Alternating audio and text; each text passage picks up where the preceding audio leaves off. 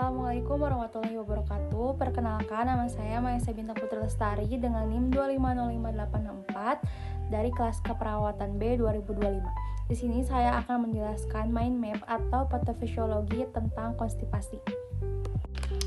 Yang pertama ada definisi dari konstipasi atau apa sih konstipasi itu? Konstipasi adalah kondisi ketika seseorang mengalami kesulitan saat buang air besar atau BAB.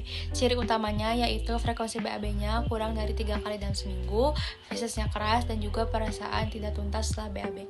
Artinya konstipasi itu bukan hanya soal jarang BAB tetapi juga kualitas feses dan kenyamanan saat proses BAB.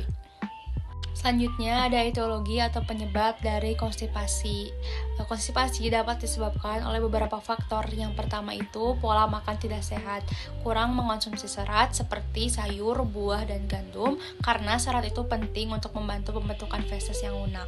Yang kedua itu kurang aktivitas fisik, gaya hidup pasif membuat gerakan usus itu melambat. Yang ketiga kurang cairan, dehidrasi menyebabkan feses menjadi keras karena kurang air. Lalu selanjutnya ada faktor psikologis seperti stres atau depresi dapat memengaruhi kerja usus. Lalu yang terakhir ada efek samping obat seperti obat opioid, antasida, dan diuretik. Obat-obatan ini bisa memperlambat gerakan usus. Lalu selanjutnya ada patofisiologi atau proses terjadinya konstipasi. Proses konstipasi terjadi melalui beberapa tahap. Yang pertama ada transit kolon lambat, gerakan usus peristaltiknya menurun, feses bergerak lebih lambat di dalam usus. Lalu yang kedua ada penyerapan air berlebih, karena feses terlalu lama di kolon, air diserap lebih banyak. Yang ketiga ada feses menjadi keras. Akibat kehilangan air, feses menjadi kering dan sulit dikeluarkan.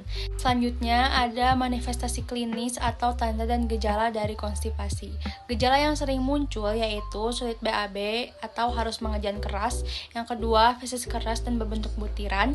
Yang ketiga, nyeri saat BAB. Yang keempat, perut terasa kembung atau penuh. Yang kelima itu rasa tidak puas setelah BAB.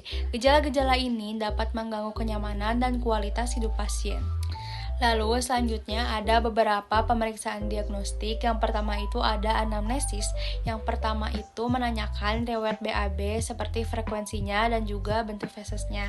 Lalu pola makan dan konsumsi cairan. Dan yang ketiga itu riwayat penggunaan obat. Lalu yang kedua ada pemeriksaan fisik, melakukan perkusi dan auskultasi pada bagian abdomen dan juga pemeriksaan rektal.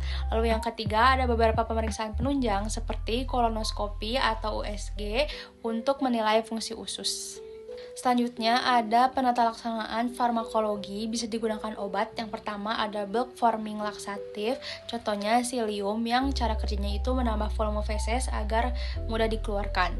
Yang kedua ada osmotif laksatif, contohnya laktulosa dan juga magnesium hidroksida. Cara kerjanya yaitu menarik air ke dalam usus sehingga feses menjadi lebih lunak. Yang ketiga ada stimulan laksatif yang cara kerjanya itu merangsang gerakan usus. Lalu ada pelunak feses, contohnya Docusate sodium yang cara kerjanya melembabkan feses. Selanjutnya ada penata laksanaan non-farmakologi atau tanpa obat seperti diet tinggi serat, memakan sayur, buah, dan gandum untuk membantu melunakkan feses. Yang kedua, minum air yang cukup, minimal 8 gelas per hari. Yang ketiga, ada aktivitas fisik, olahraga ringan seperti jalan kaki. Lalu ada edukasi kebiasaan BAB. BAB secara rutin misalnya setelah makan dan jangan menahan keinginan BAB. Lalu selanjutnya ada komplikasi. Jika tidak ditangani, konstipasi dapat menyebabkan hemoroid atau wasir akibat mengejan terus-menerus, pembuluh darah bisa membengkak. Yang kedua ada impaksi feses, yaitu penumpukan feses keras di rektum yang sulit dikeluarkan. Lalu yang terakhir ada peran perawat. Perawat memiliki peran penting dalam penanganan konstipasi. Yang pertama ada mengedukasi pasien tentang diet, cairan, aktivitas, dan penggunaan obat.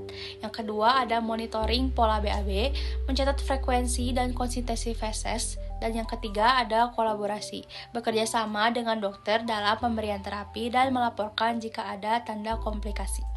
Jadi kesimpulannya, konstipasi terjadi akibat perlambatan gerakan usus dan penyerapan air berlebih yang menyebabkan feses menjadi keras. Penanganan dilakukan secara bertahap, dimulai dari perubahan gaya hidup hingga penggunaan obat jika diperlukan. Peran perawat sangat penting dalam edukasi, pemantauan, dan kolaborasi terapi. Demikian presentasi dari saya. Wassalamualaikum warahmatullahi wabarakatuh.